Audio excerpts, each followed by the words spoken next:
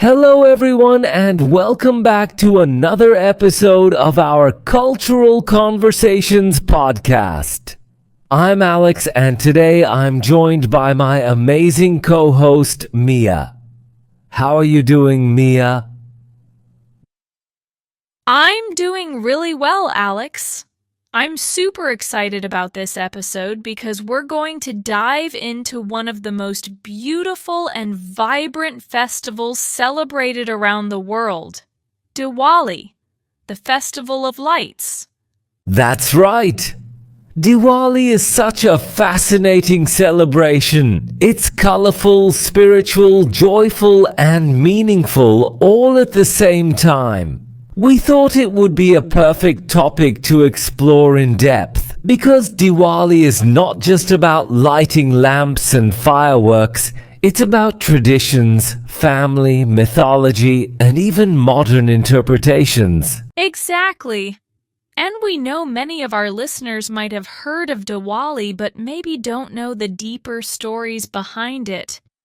So today, Alex and I are going to unpack everything from the history, the legends, the rituals, the food, the fashion, and even how Diwali is celebrated in different parts of the world.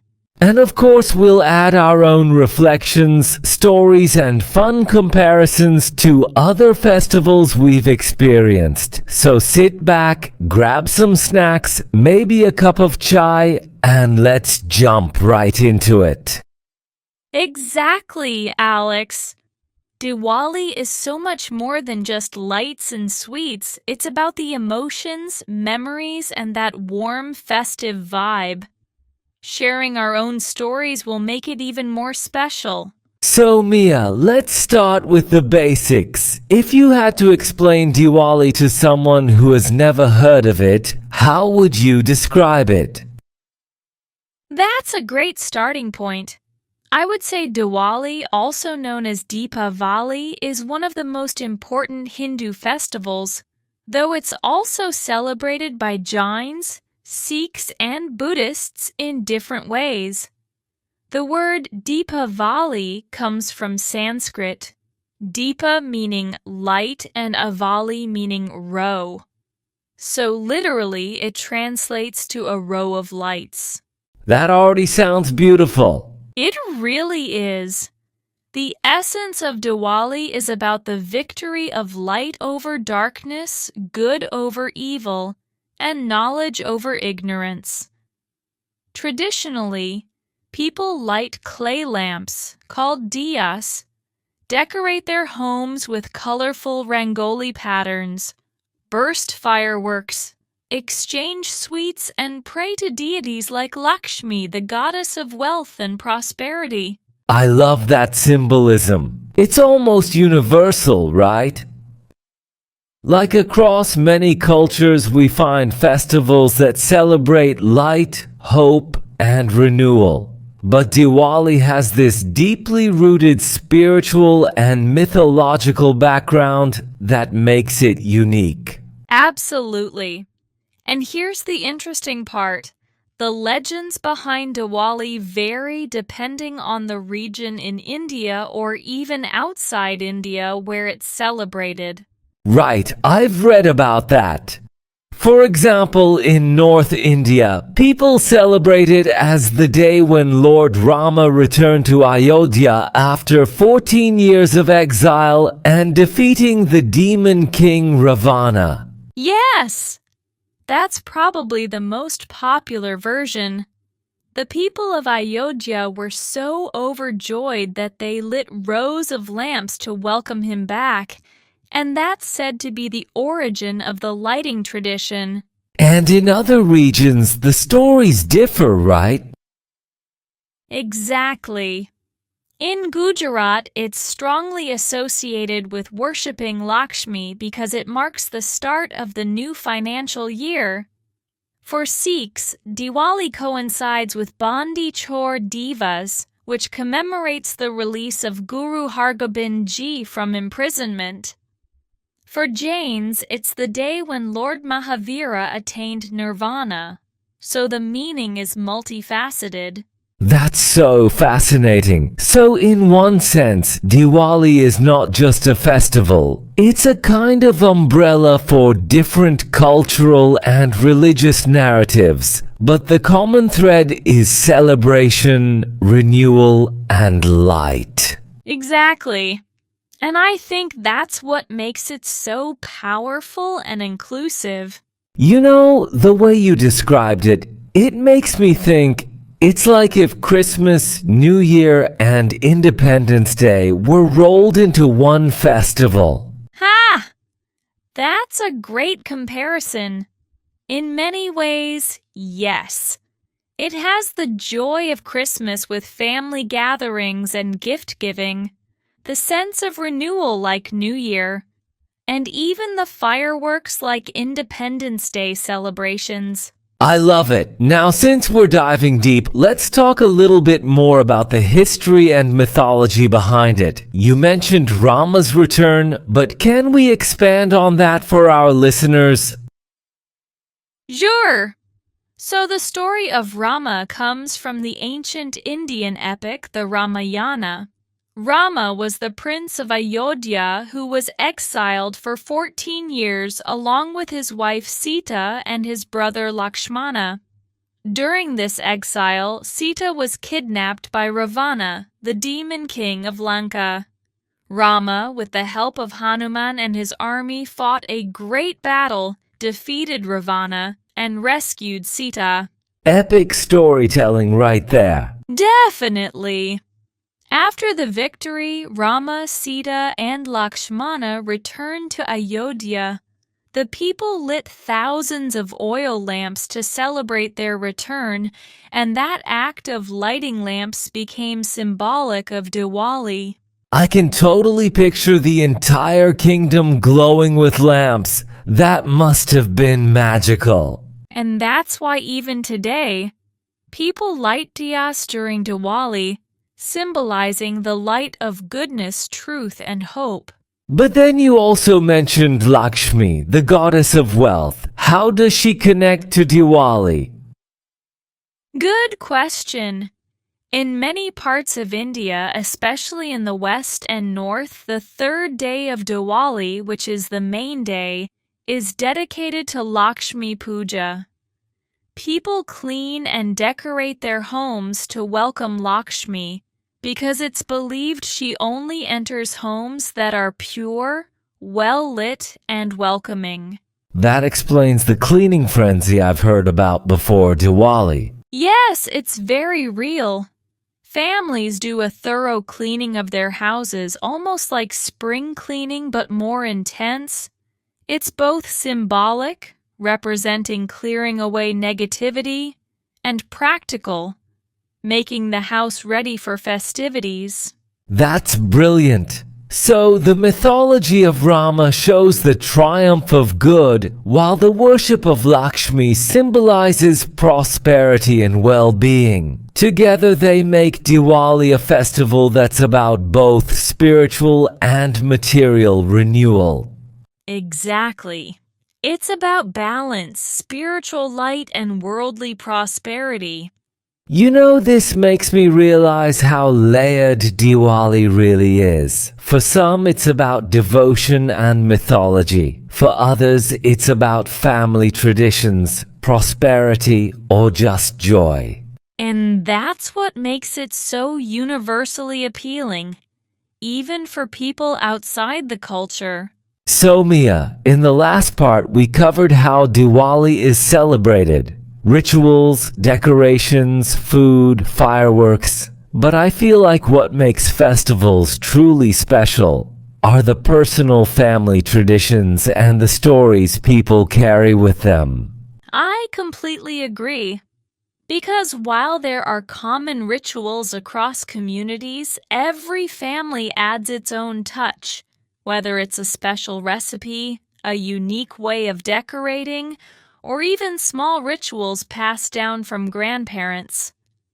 Do you have any childhood memories of Diwali that stand out?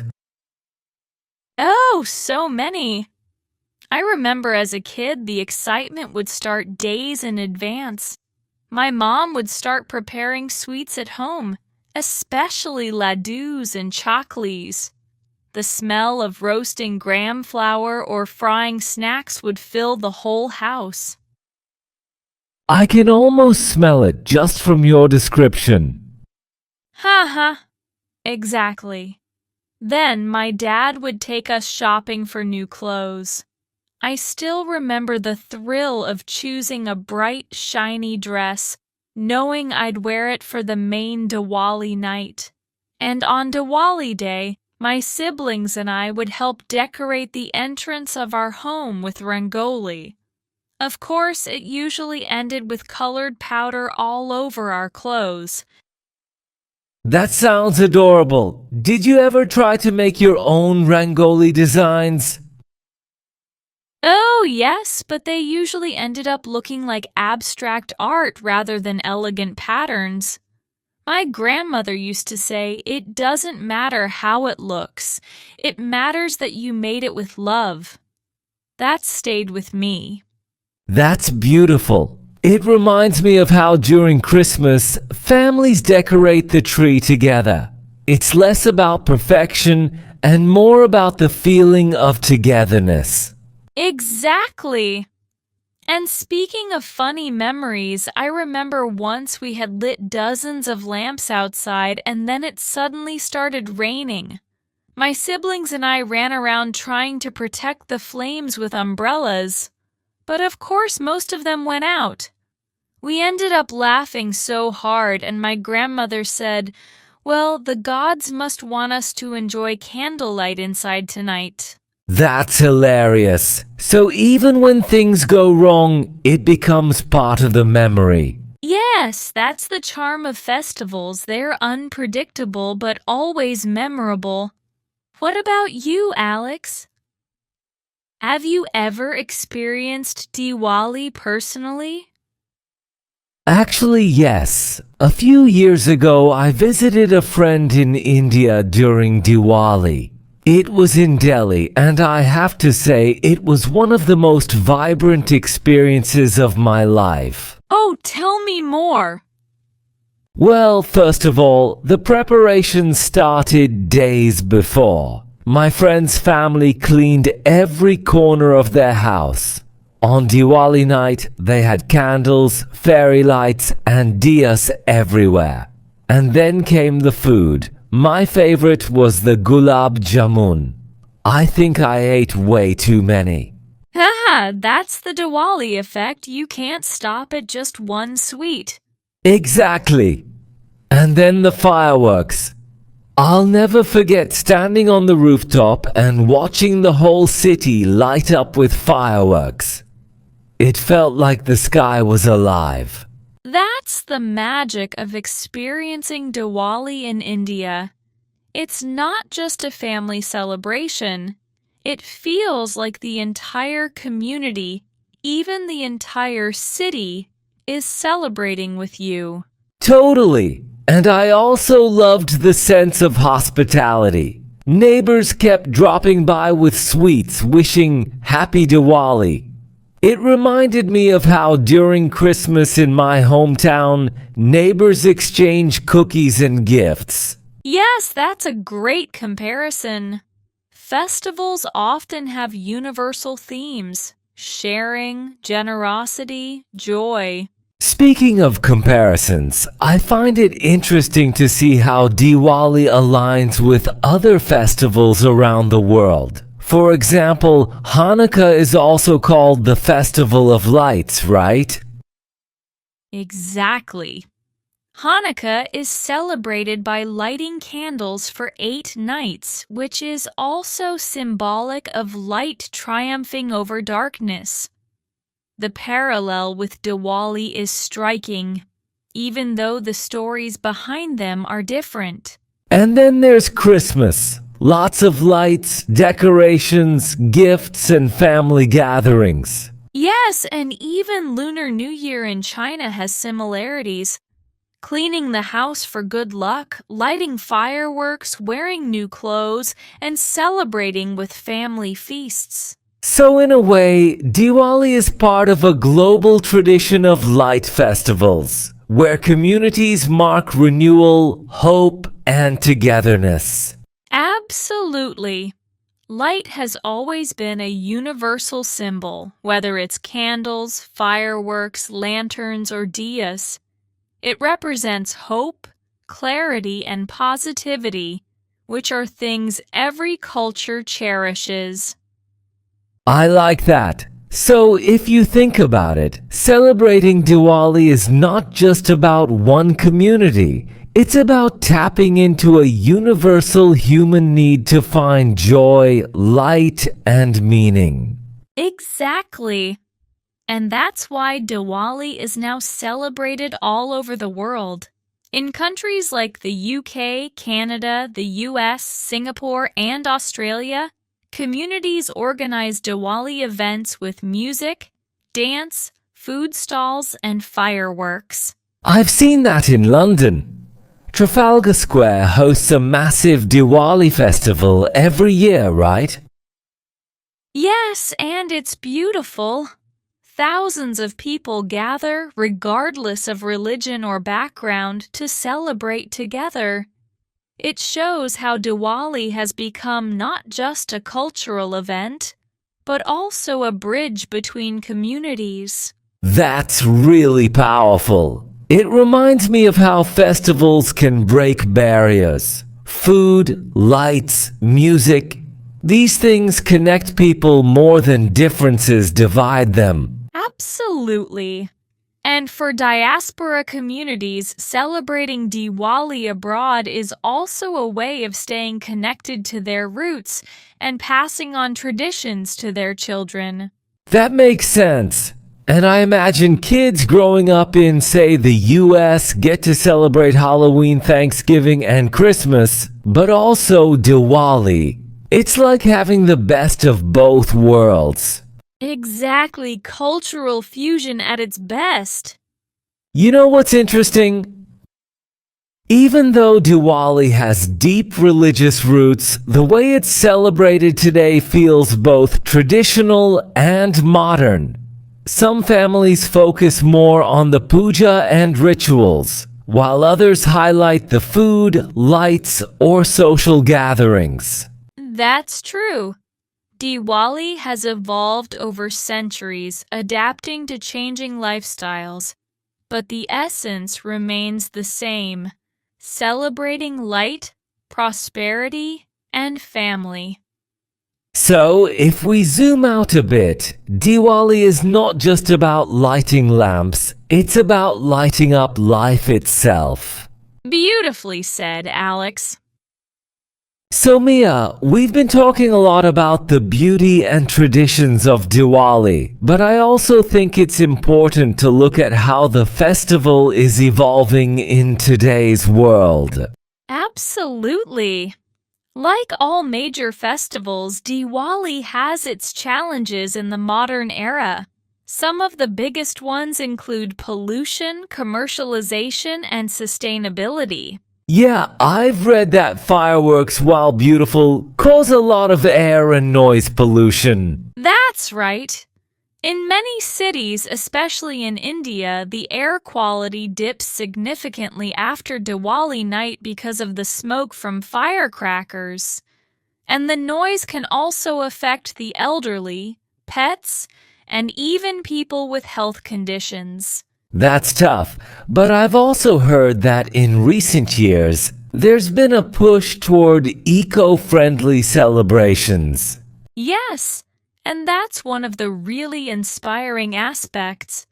Many communities are switching to eco-friendly fireworks, which produce less smoke, or even skipping fireworks altogether.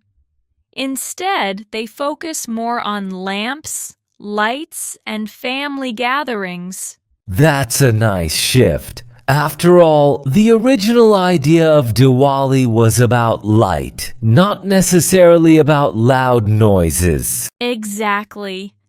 And kids today are being encouraged to enjoy sparklers and eco-friendly firecrackers rather than the huge, noisy ones. Schools and NGOs also run awareness campaigns about celebrating a green Diwali. I love that term, Green Diwali. It shows how traditions can adapt without losing their essence. Yes! And beyond fireworks, people are also becoming more mindful about plastic waste. For example, gift packaging used to involve a lot of plastic, but now there's a trend toward biodegradable materials or reusable cloth bags. That's a smart move. It makes the festival more sustainable and also more stylish in a way. Totally. Another challenge is commercialization. Like many festivals, Diwali has become a huge shopping season. While shopping is part of the tradition, sometimes the spiritual meaning gets overshadowed by consumerism. Kind of like how Christmas sometimes feels more about shopping malls than about reflection and togetherness. Exactly. But many families consciously balance it. They shop and celebrate, but also spend time on puja, charity, and family bonding. Speaking of charity, isn't that also an important part of Diwali? Yes! Traditionally, Diwali is also a time for dawn or giving. People donate food, clothes, or money to those in need. Many communities organize drives to ensure everyone can celebrate, even those less fortunate. That's beautiful. So Diwali isn't just about personal joy, but also about spreading light in the community. Exactly. And that's where modern awareness really makes a difference, using the festival as an opportunity to practice kindness and responsibility. Now let's talk about something fun. Technology. How is technology shaping Diwali today? Oh, in so many ways. First, shopping has gone online. E-commerce platforms run massive Diwali sales and people can buy everything from clothes to electronics with just a click. Ha! So the Diwali shopping frenzy has gone digital. Yes! And then there are digital greetings. In the past, people sent handwritten cards. Today we send WhatsApp messages, gifts, or even personalized video greetings. I've even seen augmented reality filters for Diwali on Instagram and Snapchat. Exactly. And some families celebrate virtually, lighting lamps at the same time even if they're in different countries and connecting over video calls. That's such a heartwarming way to stay connected. Yes! Technology has also influenced decorations. Smart LED lights are replacing traditional lamps in many homes. They're programmable, energy efficient, and can change colors to match the festive mood. Wow, so Diwali has gone smart home too. Haha, yes. Though many still prefer traditional clay diyas for their symbolic value. That's the balance. Tradition and technology coexisting. Exactly. Another interesting trend is eco-friendly rangoli.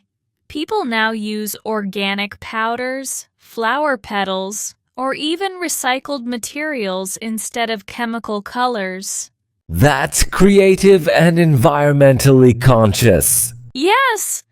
And schools often teach kids to make rangoli with natural elements, turning it into both an art and a lesson in sustainability. I love that. You know, hearing this makes me think that Diwali is not static. It's a living, breathing festival that adapts with every generation. Absolutely. And that's why it has survived for centuries. Each generation finds its own way to celebrate while keeping the core values intact. So if we list the adaptations, eco-friendly fireworks, biodegradable packaging, smart lights, digital greetings, virtual celebrations, Diwali is going green and going digital at the same time. Exactly. And you know what's exciting? These changes also make the festival more global. For example, when people abroad use digital platforms to share Diwali greetings, it introduces the festival to a wider audience. That's true. I've seen many non-Indian friends post Diwali wishes just because they've learned about it through social media. Yes, and that's cultural exchange at its best. But I guess the challenge is keeping the heart of the festival alive while embracing all this modernity. That's the key. The heart of Diwali is about light, goodness, family, and hope.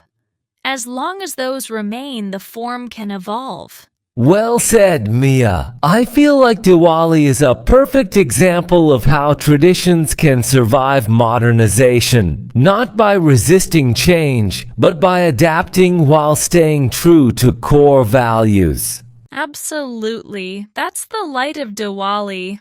Always finding a way to shine no matter the era. So Mia, we talked about how Diwali is adapting in the modern world. Eco-friendly fireworks, digital greetings, and all that. But I think one of the most fascinating aspects is how Diwali is celebrated outside India by diaspora communities and even people from other cultures. Absolutely. Diwali has truly gone global. Thanks to the Indian diaspora, it's now celebrated in countries like the UK, US, Canada, Australia, Singapore, Malaysia, South Africa, you name it. I've seen photos of Diwali events in places like London's Trafalgar Square or New York's Times Square, and they look massive. Yes! In London, for example, Trafalgar Square turns into a huge festival ground. There are stage performances with Bollywood music, classical dance, food stalls serving Indian delicacies, and cultural displays. It's not just for Indians, it's for everyone. That's incredible. So Diwali becomes a way to bring communities together even beyond religion or ethnicity. Exactly. It becomes a cultural festival that shares joy and light with everyone. In New York, Times Square hosts a Diwali at Times Square event every year. Imagine the heart of Manhattan glowing with Indian lamps and colors. Wow, that must be surreal. It is. And in Singapore and Malaysia, where there's a large Indian population, Diwali is a public holiday.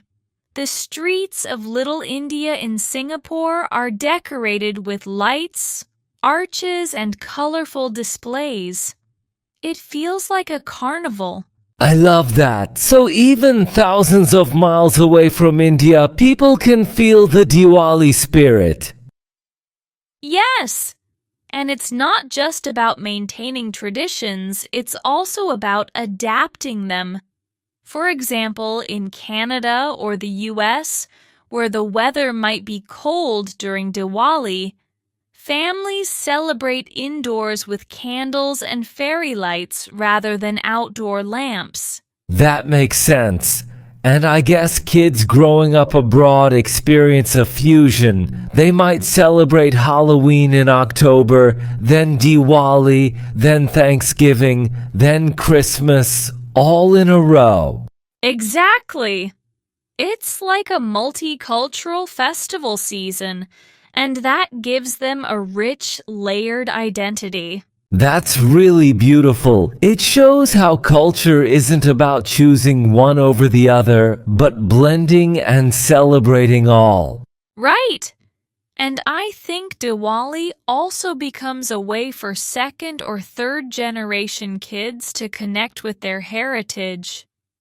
Even if they don't live in India, celebrating Diwali gives them a sense of belonging. That's powerful because festivals aren't just events, they're anchors of identity. Exactly, and for parents, teaching kids about Diwali abroad is also a way of saying, this is where you come from. This is part of who you are. And at the same time, they share that culture with friends and colleagues from other backgrounds. Yes, and that's why Diwali is often celebrated in schools and offices abroad. Kids bring sweets to class, offices organize Diwali potlucks, and cultural associations host big gatherings. I remember a colleague inviting me to a Diwali party once. They had Indian food, music, dance, and even sparklers in the backyard. It felt authentic, even though we were thousands of miles away from India. That's the beauty of Diwali. It travels with people. No matter where you are, you can create the Diwali spirit with lights, food, and togetherness. And honestly, the message of Diwali, light over darkness, good over evil, is so universal that it resonates with everyone. Absolutely. Even if someone doesn't know the mythological stories, they can connect with the idea of hope, renewal, and positivity. That makes me wonder, do you think Diwali will eventually become a global festival like Christmas or New Year, celebrated by everyone regardless of religion? In many ways, it already is. Maybe not in the same scale as Christmas, but it's definitely spreading. And I think as the world becomes more interconnected, Diwali's universal message will keep reaching new people. I like that vision. A world lit up by Diwali lamps everywhere. Me too. It's poetic and inspiring. Before we wrap up, let's try to summarize what we've covered in our Diwali conversation. Good idea. So, we started with the history and meaning of Diwali, the legends of Rama and Sita, goddess Lakshmi, and regional variations. Then we talked about the 5 days of celebration: Dhanteras, Choti Diwali, Lakshmi Puja, Govardhan Puja, and Bhai Dooj. Right. Then we dove into the atmosphere.